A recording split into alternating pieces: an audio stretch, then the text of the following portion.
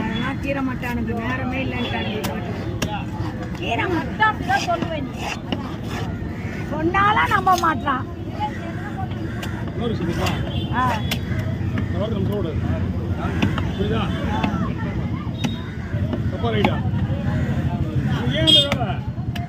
என் friend இல்லை கீரை கொடுக்க சொன்னான்.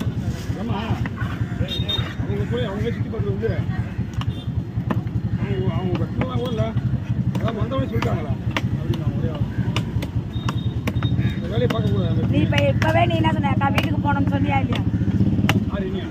அது சொன்னா கூட கத்துவாங்க.